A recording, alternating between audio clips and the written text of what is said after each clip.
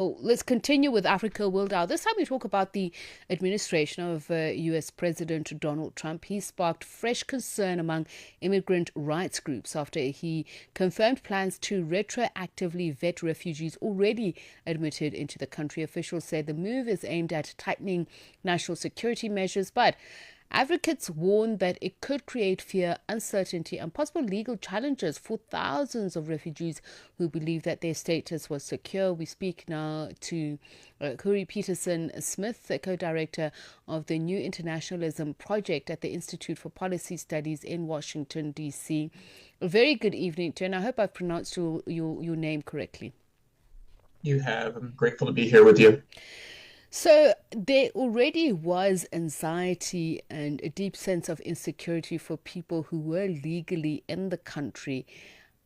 How does this, make the living situation even more precarious? Because we've heard of ICE just randomly arresting people. What does this mean?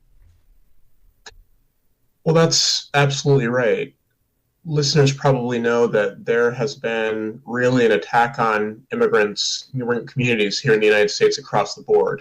Um, and immigrants of various statuses have been under attack, have been detained, are facing deportation. And so this latest move is about including people with refugee status in that as part of that overall attack on migrants.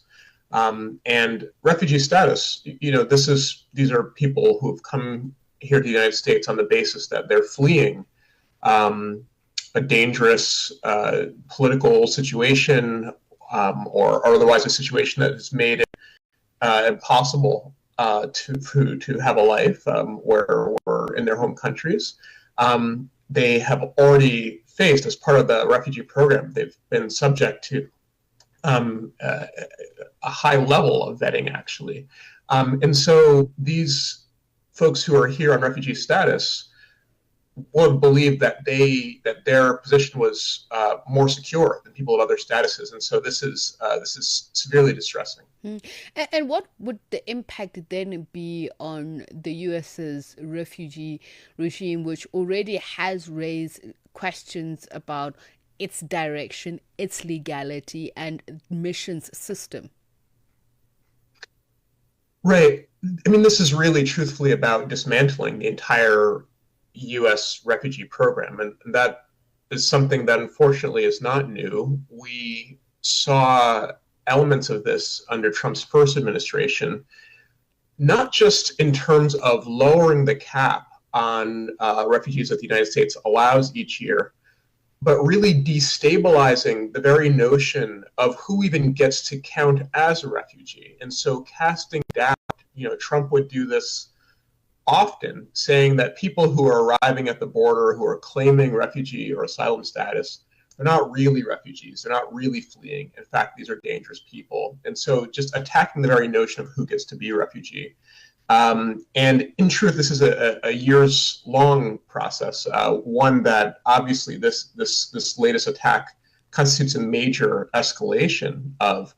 But in truth, the term in between Trump's two terms, his previous one and this one, under Biden, there were also major attacks on refugees. I think this is part of, I bring that up to say this is part of a global trend.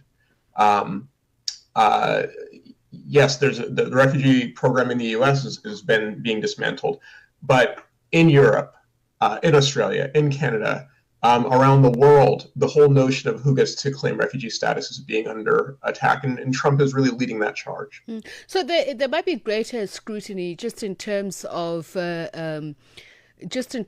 of particularly migration, not only in the United States, in Europe, as you've mentioned, but I want to understand what is going to happen. Has the administration been very clear on what it's dismantling in terms of its obligations under domestic and international refugee law? President Donald Trump has been clear that he wants to limit the number of foreign nationals in the United States, particularly those which he said several times he would denote as in being involved in criminal activity or criminals. But what is the main motive behind this? Because he has done something completely opposite with white South African nationals and granting them refugee status.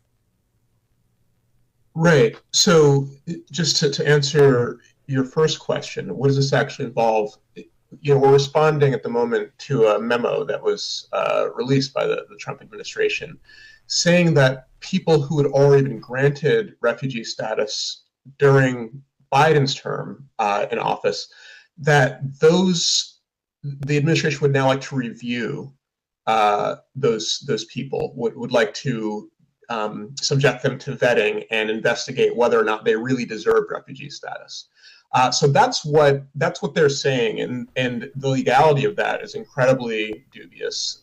These people have already, to access the United States as a refugee is a years-long process. As I mentioned, it already requires a great deal of vetting. It is in violation of U.S. law, which says actually that people have the right to come here first, and then while here, they have a year to claim refugee status to apply for that status. And certainly international law also grants people the right to access the country first and then apply to be a refugee. So for people who've already waited for years, have been vetted, and then have been accepted to now have their processes, or rather their statuses reviewed, yes, is in violation of the law. Your second question is extremely important. What is actually happening here? What is the purpose of this? And it's evident in so many ways, but certainly the elevation and the kind of the whole conversation about white South Africans and the Trump administration's invitation, really, of people from that background to claim refugee status, that tells us this is really about a very racialized notion of who has the right to access this country. As you said, Trump has framed this in terms of criminality, that this is about protecting Americans from people who are criminals. There's no evidence at all to suggest that the Biden administration allowed people who have committed crimes or are more prone to criminality to become refugees.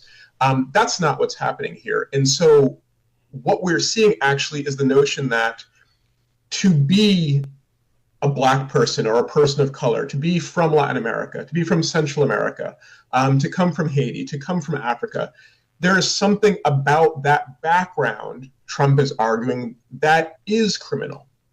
That people from those backgrounds, that is a kind of criminality, whereas people who are white South Africans are the victims of crime. This is about a story that Trump is telling, not one that's rooted in reality. But it is a story nonetheless that's a very racialized story, that essentially white people are good and helpful for the country, and people of color are a problem. And just looking at that, the narrative, what should have been the moral imperative, protecting the vulnerable, how's that then going to pan out in policy? Is there something that will possibly go to Congress, or is the president using his executive powers to inform this? Because I'd imagine it's something that is also going to require human resources to effect it. Is that something that needs to be vetted and voted on by Congress?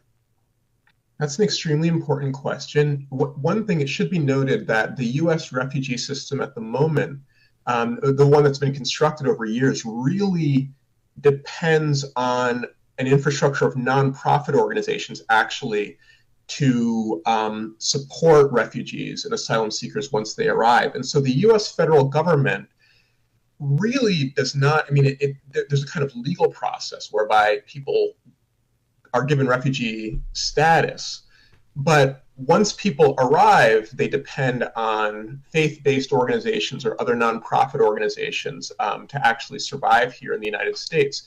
And because Trump has already lowered the cap for accepting refugees, it means that these organizations have been forced to dismantle, their infrastructure.